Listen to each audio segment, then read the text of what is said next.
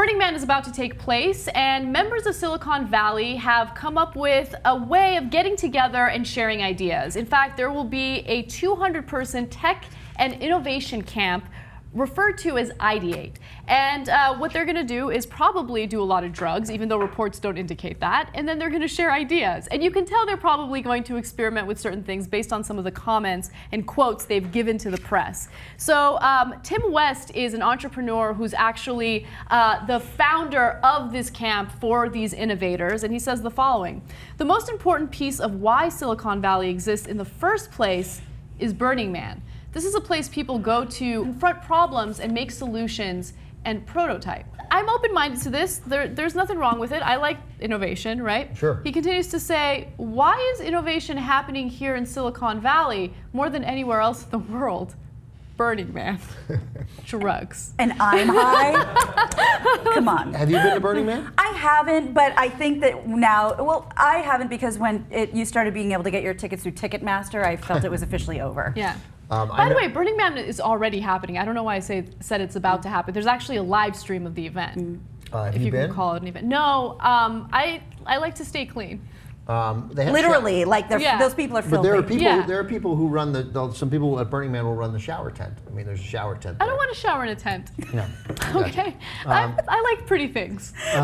Coachella was too rugged for me, so I'm chilling. Ali, have you been to Burning Man? Are you a Burning Manner? No, I am a Burning Man, but I have not been to Burning Man. I just happened to see the documentary 2 nights ago because a couple of my friends went, so I wanted to understand it. And the thing that I took away from it, and I highly recommend you watch it because it's pretty interesting, is I didn't know what the structure was. I thought it was pretty just open-ended, but apparently it got to a point where only 10,000 people could be there without an official structure, and that's they figured out they might be liable for people if they get hurt. So they made it a corporation, and then it got bigger and bigger. So at this point, they're like, yeah, if there's people who want to spend a lot of money, hey, as long as they're spending the money for art and stuff that's involved with Burning Man and the culture, then that's cool. If they're not spending money to pollute the desert, then that's the difference. Do you feel like they're just kind of making excuses though? Because it's like $800 to go to Burning Man, isn't it? Yeah, it's a lot of money. That's primarily why I haven't gone.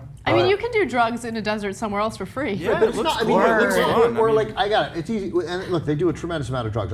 Somebody very close to me goes to Burning Man. Has been gone for 10 or 12 straight years. That's just what they do, and they're super into it. But it's mostly the art. Ooh, I like that. Well, yeah, anyone could do drugs in the desert, but this is a really special thing, and it is built like cities with suburbs. I mean, it's crazy the way this thing is structured. Yeah. My friends go all the time. They go every year, and God bless them. But that's the thing. It's it just seems, and if it's corporate now because that somehow keeps them from being liable or something, all right, whatever. But it seems like it takes some of the magic out of it.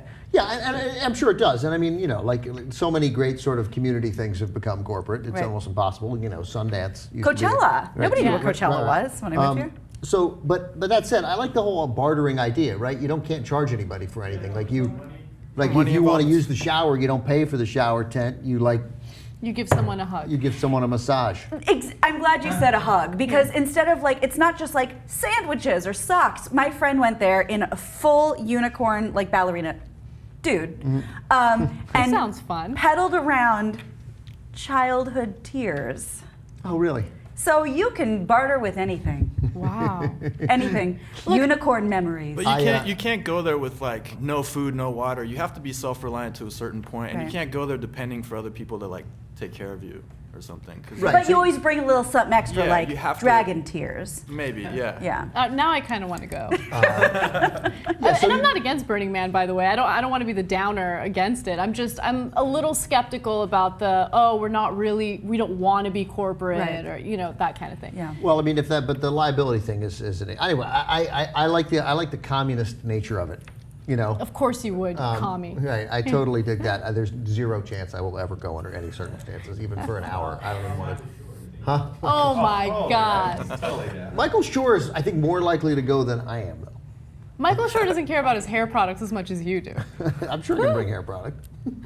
Also, I don't shower for a couple of days. I just wet my hair. Looks good.